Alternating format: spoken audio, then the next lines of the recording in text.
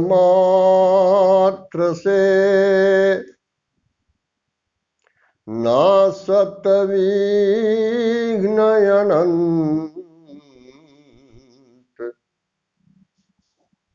गुरु के सुमिरन मात्र से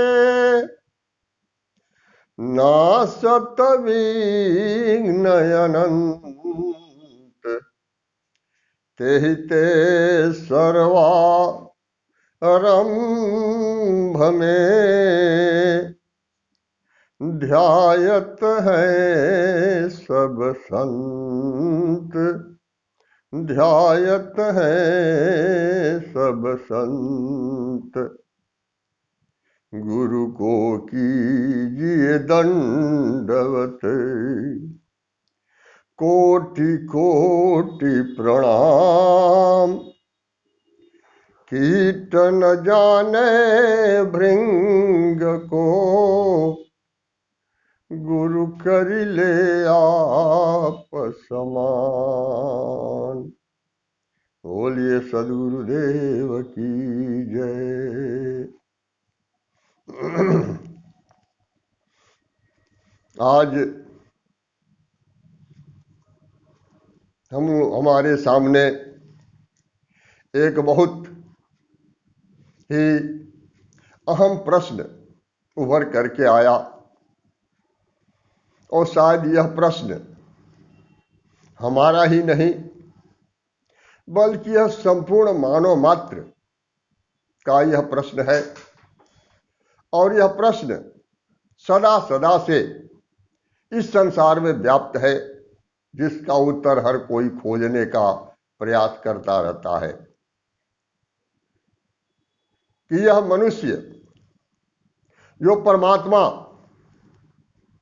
इस मनुष्य को सर्वशक्ति संपन्न, सर्वसाधन संपन्न बनाया और अपने से भी अधिक पावर दिया, यहां तक कि स्वयं इसके अंदर प्रवेश किया, लेकिन फिर भी यह मनुष्य संसार के अंदर क्यों अपने को सबसे कमजोर प्राणी महसूस करता है। यह मनुष्य सदा भयमान रहता है, हमेशा यह भय के कारण दिन रात बेचैन रहता है, इसे शांति नहीं मिलती। यह अपने को असहाय निरीह प्राणी एक समझता है, जबकि यह सर्वशक्ति संपन्न या सर्वसाधन संपन्न यह मनुष्य है। आखिरकार इसका कारण क्या है कि सब कुछ होते हुए भी यह मनुष्य अपने आप को कमजोर क्यों महसूस कर रहा है। आज इसे हम देखते हैं, कुत्ता भौंकता है, भय के कारण भौंकता है।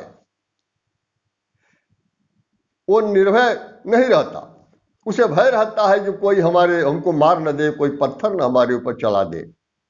ठीक उसी तरीके से पूरे विश्व स्तर पर हर मनुष्य अपने को भयभीत महसूस कर रहा है एक दूसरे से, और अपनी सुरक्षा के लिए पता नहीं क्या क्या सोचता है, और कितने कितने अस्त्र शस्त्र सब कुछ तैयार करता है। और वो सोचता है कि हम भयवश सोचता है कि हम पहले ही अपने शत्रु को, अपने दुश्मन को खत्म कर दें, और पता नहीं है कहां से वह मनुष्य को ही मनुष्य अपना दुश्मन मान बैठा। इसके लिए हम कबीरदास की चिंतन धाराओं पर दृष्टिपात करेंगे। कबीरदास जी कहते हैं कि पानी में मीन पियासी, पानी में मीन पियासी, मोही सुनी सुनी आवे हासी, पानी में मीन पियासी। मोही सुनी सुनी आवे हासी, आत्मज्ञान बिना नर भटके। आत्मज्ञान बिना नर भटके, क्या मथुरा क्या काशी। मोही सुनी सुनी आवे हासी। जैसे मछली जल के अंदर ही रहती है, फिर भी वो पानी के लिए तड़पती रहती है, ठीक उसी तरीके से यह मनुष्य है कि सर्वशक्ति संपन्न होते हुए भी यह भयभीत रहता है और इधर से उधर तीर्थ स्थानों में भटकता फिरता है, कभी काशी कभी मथुरा दौड़ लगाता रहता है। क्यों? इसे आत्म तत्व का बोध नहीं है, आत्मज्ञान नहीं है। अगर इसे आत्मज्ञान हो जाए, अपने आप को पहचान ले कि मैं कौन हूं, मेरे पास वह कौन सी शक्ति है, तो अपनी शक्ति को पहचान ले, अपने आप को पहचान ले, तो हमेशा हमेशा के लिए यह निर्भय हो सकता है। कोई आत्मज्ञान के बिना सुख शांति और आनंद की कोई कल्पना भी नहीं कर सकता। अगर कोई सुख शांति में क्षणिक महसूस होता है, लेकिन वह सुख शांति नहीं होता। जैसे उदाहरण के लिए हम देखेंगे कि महर्षि याज्ञवल्क्य, जो कि राजा जनक के दरबार में सबसे बड़े ब्रह्मज्ञानी थे। राजा जनक को ब्रह्म ज्ञान वही दिए, उनके गुरु थे।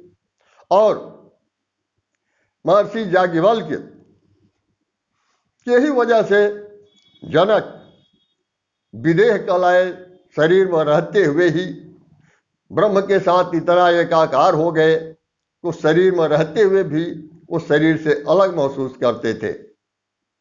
लेकिन वो महर्षि याज्ञवल्क्य ब्रह्म ज्ञान था, ब्रह्मवेता थे, ब्रह्म के साथ एकाकार भी थे, लेकिन उन्हें आत्म तत्व का बोध अभी नहीं हुआ था। क्योंकि बिना आत्म तत्व का बोध किए हुए परम सुख, परम शांति और परम आनंद की प्राप्ति संभव नहीं है।